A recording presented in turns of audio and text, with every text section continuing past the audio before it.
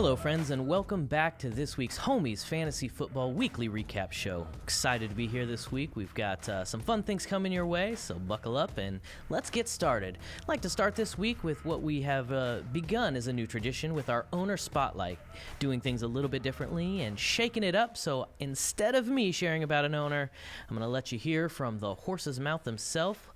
Take it away, El Grande. Hey y'all, I'm Jose Miguel Blanco Antelo. I'm one of the captains here in the league. I live in Phoenix. You can see my boys in the background chilling on the couch. I'm 5-0, so I can't complain too much about that. Some of the things I enjoy, video games. I'm a Nintendo fan. Used to play Call of Duty a lot, but not much anymore. But other than that, let's have some more fun. I'm probably going to start losing a lot, so luckily for any of you who play me these next few weeks. All right, have a good day, guys. All right, well, thanks, you beautiful man, you. Let's get into the action for the week.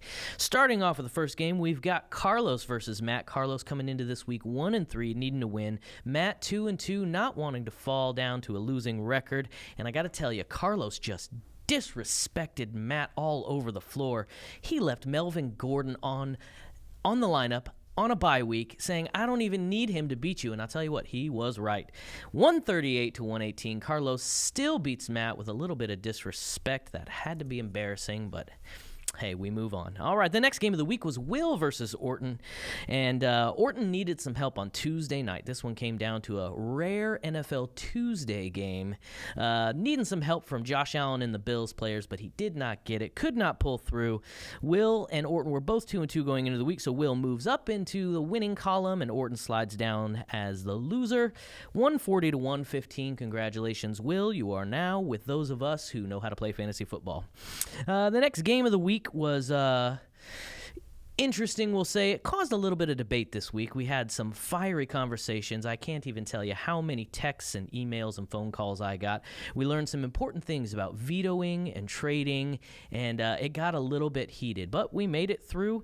And so Jerry coming through this week, starting off 0-4, looking for his first win versus David 1-3. Neither one of the strong guys coming through. And I tell you, I've seen something I never thought I'd see from a starting quarterback. He finished the week actually negative, hurting Jerry with -1 points. That's terrible. So good luck with future trades, and I think we all know a little bit more about vetoing this week.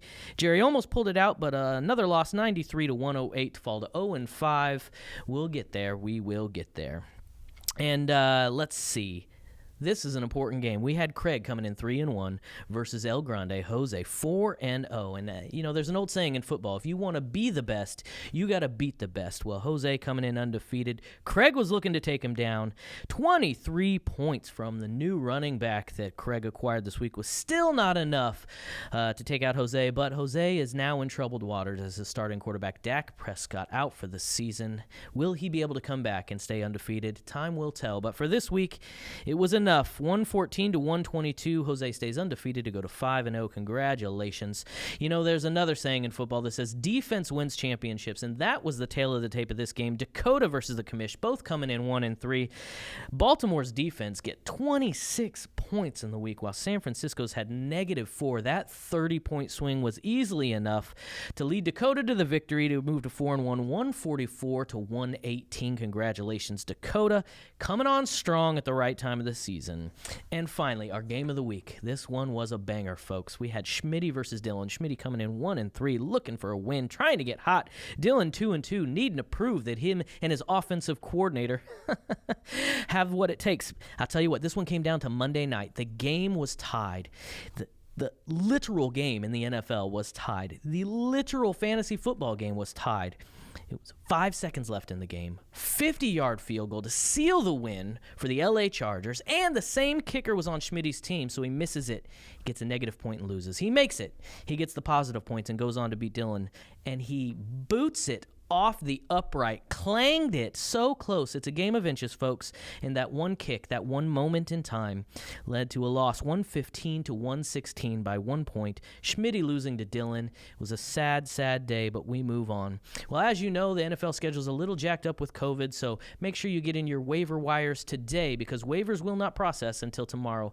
Keep them trades coming, keep that smack talk flowing, and keep hitting the thumbs up on this video. I need some likes, folks. Feel free to add some comments down below. Actually, if you watch this video all the way to the finish line, go ahead and say Tim Tebow in the chat. Tim Tebow in the chat, so I know you finished this one out. Well, folks, thanks for joining us again this week. We'll see you next week for another Homies Fantasy Football Weekly Recap Show. So long.